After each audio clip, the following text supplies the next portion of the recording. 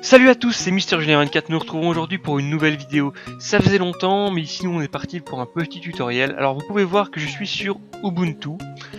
Je sais pas si certains d'entre vous connaissent ou non.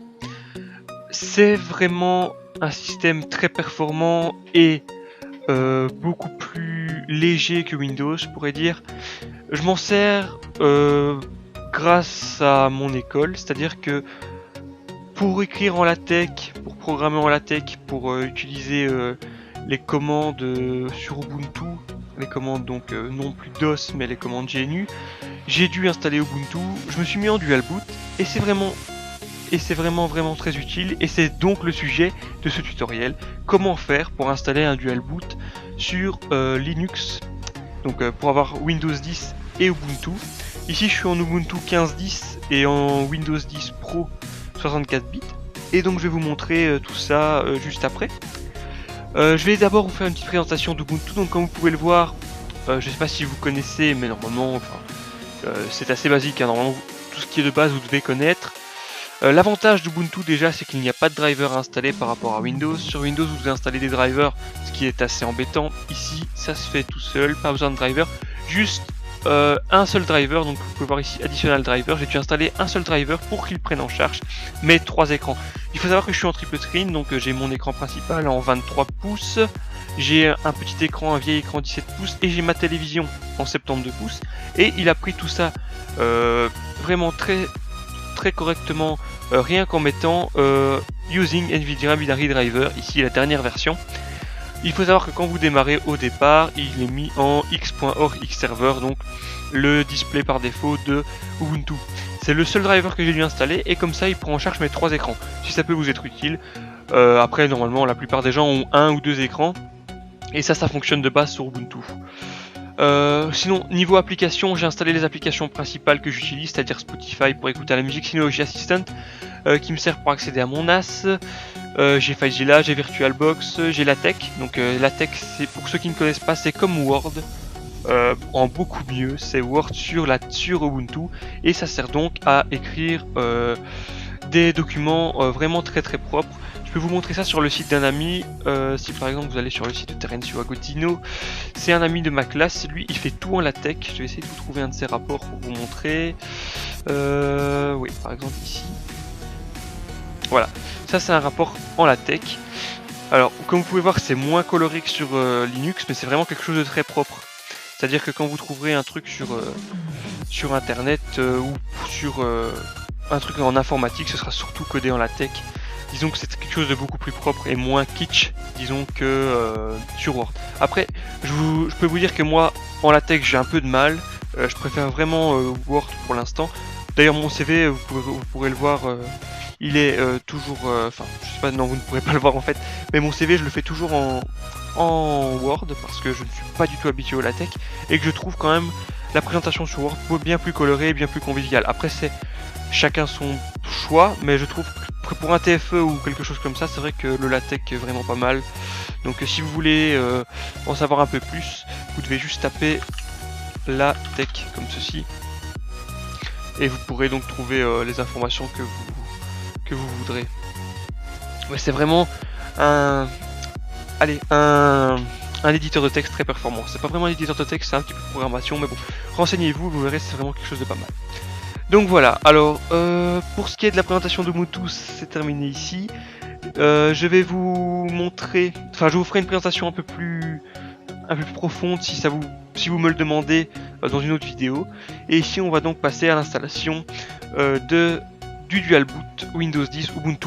Alors on part sur la base en disant que Windows 10 est déjà installé sur votre PC, Windows 10 ou Windows 8 ou Windows 10 ou Windows 8. Ici c'est une installation UEFI qu'on va faire, donc je vais vous montrer ça maintenant. Et donc voilà, on part du départ, on va aller sur Windows 10 et je vais vous montrer comment faire pour installer Ubuntu. Donc me revoilà, je suis de nouveau sur l'ordinateur. Ici on est sur mon portable. Donc la démonstration que je vous ai faite était sur mon fixe. Ici nous sommes sur mon portable et je vais vous montrer donc comment faire pour installer ce dual boot. Alors pour ce faire, vous devez aller dans mon ordinateur, comme vous pouvez le voir ici. Ensuite dans faire clic droit sur petit PC, donc mon ordinateur, manage, donc c'est gérer en français. allez dans gestionnaire de disque, disk management. Et donc voilà, sur votre disque 0 normalement, enfin moi les disques sont inversés, donc le disque 1 c'est mon SSD. Sur le disque 0, donc vous avez votre système d'exploitation Windows, donc votre Windows 10 qui est installé. Vous pouvez donc cliquer droit sur la partition C, donc votre partition C où vous avez votre Windows qui est installé, et cliquer sur Shrink Volume, c'est réduire volume en français. Donc il faut attendre quelques secondes. Hop, hop, hop, hop. Donc voilà. Ensuite, vous devez sélectionner le nombre de mégas que vous voulez rapetissir dont vous voulez rapetissir la partition. Alors pour ce faire, moi j'ai mis 30 Go sur mon disque, sur mon PC fixe pour Linux. Je pense que c'est bien assez, étant donné que vous servirez, tout comme moi à mon avis, de votre partition Windows pour stocker vos fichiers. La partition Linux fera 30 Go, je crois que ça serait bon, donc on va faire 30 fois 1024, vu que 1 Go c'est donc 1024 mégas. Ça fait 30 720, donc on va réduire la partition de 30 720 mégas. Il faut un peu de temps encore une fois. Et donc voilà, vous avez 30 Go de indéfini, donc avec aucune partition. Quand cela est terminé, vous pouvez éteindre votre ordinateur directement. Et on va donc passer sur l'installateur de Linux. Pour ce faire, il faut juste créer une clé bootable avec l'ISO de Linux, donc d'Ubuntu en version 15.2 pour moi. Je vais vous mettre dans la description le lien de ma vidéo pour Windows 7 où je vous montrais comment créer une clé bootable. C'est très facile, il suffit juste de lancer le logiciel Rufus, moi j'utilise celui-ci, et vous devez juste... non, on va mettre non. Voilà, vous devez juste sélectionner votre clé USB, et puis sélectionner l'ISO juste ici, en cliquant ici, voilà, et vous sélectionnez votre ISO, et ça la permettra d'installer, de mettre l'ISO d'Ubuntu sur votre clé et de la rendre bootable. Ensuite, pour ce qui est du reste, donc je vais mettre la clé USB de Linux sur mon ordinateur. Hop, je le mets. Voilà, au final, votre clé bootable ressemblera à ceci. Voilà, on va éteindre l'ordinateur maintenant et on se retrouve tout de suite. Donc voilà, mon ordinateur a démarré. Au redémarrage de votre ordinateur, donc juste avant que le logo Windows n'apparaisse, vous devez cliquer sur le bouton permettant d'accéder à votre BIOS. Alors pour Asus, donc pour les PC de marque Asus ou les PC fixes avec une carte mère de marque Asus, c'est le bouton échappe, donc le bouton Escape pour entrer dans le menu du BIOS. Dépendant des marques des PC, ça dépend. Vous pouvez me donner la marque de votre ordinateur dans les commentaires et je vous répondrai. Et je mettrai ça dans la description par la suite pour les autres. Un petit descriptif de chaque marque d'ordinateur et de chaque bouton à appuyer pour rentrer dans le setup. Donc vous faites Enter Setup. Dans certains PC, vous serez directement dans le setup comme vous pouvez le voir ici. Tout ça, ça dépend des ordinateurs. Donc ici, on va aller dans Save and Exit et on va sur UEFI le nom de votre clé USB. Alors ça, c'est si vous voulez l'installer en UEFI. Si vous voulez installer en mode normal, vous pouvez juste cliquer sur le nom de votre clé USB. Donc par exemple, au lieu d'être Kingston, UEFI2.Kingston DTR machin, ce serait Kingston DTR 30G2 PMAP directement, sans l'UEFI, si vous voulez installer sans UEFI. Ici, moi j'installe en UEFI car mon Windows est en UEFI. Il y a beaucoup d'UEFI tout ça. Donc voilà, on clique dessus et on entre sur cette clé USB là. Voilà, ça charge. Ici, vous allez cliquer sur Install Ubuntu. Donc pour installer Ubuntu, on va charger un petit peu. Ça met un peu de temps, toujours à charger les installations. Voilà, Ubuntu démarre. Donc Ubuntu est vraiment un software très léger et c'est vraiment très utile pour tout ce qui est des gens qui veulent travailler dans le réseau ou travailler dans l'informatique, ou même des utilisateurs lambda.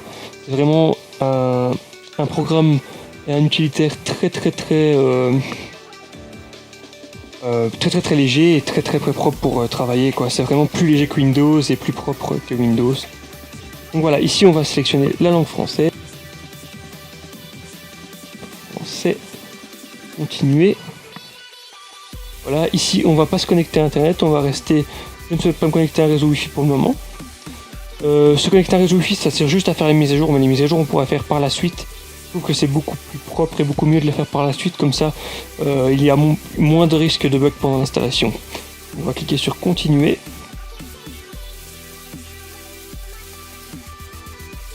On a tout le temps un peu de temps à charger parce que tous les fichiers d'installation se déplacent dans la mémoire vive de l'ordinateur, donc dans la mémoire RAM. Donc voilà, ici il ne faut pas sélectionner installer Ubuntu à côté de Windows Boot Manager, car ça c'est l'installation par défaut et il risque d'y avoir des problèmes au démarrage de Windows ou d'Ubuntu par la suite. Donc on va cliquer sur autre chose, continuer.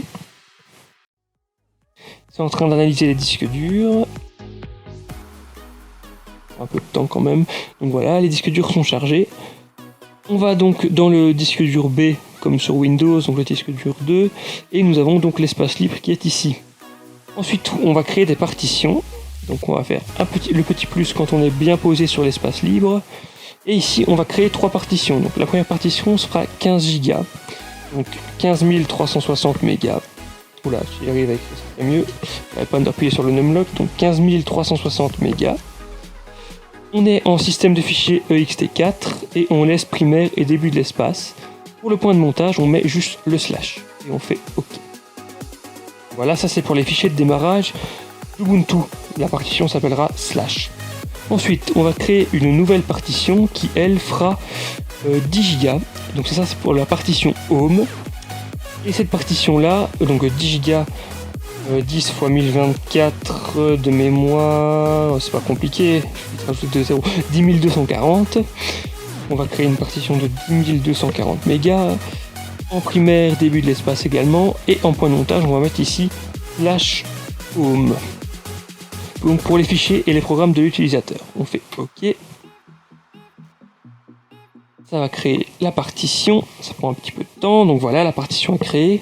Ensuite, on va dans l'espace libre qu'il reste, on crée une dernière partition qui elle sera non pas en ext4 mais en swap, donc espace d'échange swap area.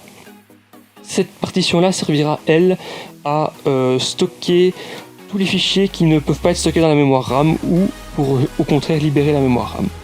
On va faire OK. Voilà, ça charge, ça crée la dernière partition. Elle est créée. Donc pour l'installation, on va se poser sur Windows Boot Manager pour que au démarrage de l'ordinateur, ça nous demande bien soit si on veut créer soit si on veut booter sur Windows 10, soit si on veut booter sur Ubuntu, pardon. Donc voilà, on clique sur Windows Boot Manager et on clique sur installer maintenant. Voilà, il nous dit qu'il formatera donc les 2 partitions qu'on vient de créer en ext4 et la partition swap. On met continuer. Là, ici on doit sélectionner notre zone d'habitation, donc on va mettre Paris, continuer. On se met en français, alors moi j'ai un clavier belge, on va remonter, je vais remettre ici Belgique. Là, clavier belge, normal, continuer. Alors ici vous devez sélectionner les différents paramètres de votre ordinateur, donc le nom, ce sera votre nom, bien évidemment. Donc ici on va mettre mon prénom, donc je vais mettre Julien. En dessous c'est le nom de l'ordinateur, donc ici Julien G551JW, c'est le modèle de mon ordinateur. Moi j'ai toujours mis autre chose, donc par exemple ici je m'appelle Julien, et donc dans la ville de commande ce sera la pensée de Julien, donc Julien Fink. On va mettre Julien Fink comme ceci, voilà, j'ai mis une majuscule en trop. Fink, comme ceci. Donc voilà, un nom d'utilisateur, vous choisissez un petit peu le nom d'utilisateur que vous souhaitez. On va mettre par exemple on va mettre MJ24 comme ma chaîne YouTube, et le mot de passe, ça c'est à vous de choisir le mot de passe, par exemple admin ici. Donc voilà, ensuite vous cliquez sur continuer et l'installation va commencer. Donc je vous retrouve dans quelques minutes quand l'installation sera terminée. Tout de suite. Donc une fois que l'installation est terminée, vous aurez ce message. Donc installation terminée, veuillez redémarrer maintenant. On redémarre. Donc voilà, juste après le redémarrage, nous arrivons donc sur ce menu. Vous pouvez cliquer sur Ubuntu. Voilà. Ça c'est le menu que vous aurez à chaque redémarrage dorénavant. Vous devrez choisir entre Ubuntu et Windows pour le démarrage. Donc voilà, Ubuntu c'est lancé. Ici, vu que je suis en train d'enregistrer, donc vous ne voyez pas, mais vous devez juste entrer votre mot de passe sur l'autre écran. Je vais le rentrer tout de suite. Donc je mets le mot de passe que j'ai choisi. Et voilà, donc le PC a démarré, comme vous pouvez le voir ici. Vous pouvez aller rentrer dans le menu. Pour ça, voilà, vous allez dans l'autre écran. C'est chiant en fait que pour l'enregistrement j'ai 2 écrans, c'est pas évident. En fait, si vous voulez, j'utilise le périphérique HDMI de l'ordinateur pour enregistrer. Et donc je dois à chaque fois changer d'écran pour pouvoir vous montrer. Hop. Donc voilà, ici on peut rentrer dans le menu, les applications sont installées. Le boot sur Ubuntu fonctionne correctement. Et le boot sur Windows fonctionne également. Donc je vous retrouve dans 2 petites secondes pour vous montrer que le démarrage sur Windows fonctionne également. Donc voilà, à tout de suite. Donc voilà, comme je vous disais, à chaque démarrage, vous arriverez donc dans ce menu et vous devrez donc choisir sur quel OS vous voulez booter. Pour booter sur Windows, vous devez sélectionner Windows Boot Manager, comme ceci, qui est sur Enter. Et comme vous pouvez le voir, il y a le petit rond de Windows qui tourne en arrière-plan. Ça c'est un petit bug d'affichage, d'habitude ça fait pas ça comme ça. Ici il y a un petit bug d'affichage au niveau du démarrage, mais comme vous pouvez le voir, voilà, Windows démarre et vous avez donc accès à votre session Windows comme auparavant. Donc voilà. J'espère que tout ira bien. Si vous avez un problème avec l'installation, n'hésitez pas à me poser des questions dans les commentaires. Je vous souhaite une bonne journée, une bonne soirée en fonction, et à bientôt pour de nouvelles vidéos.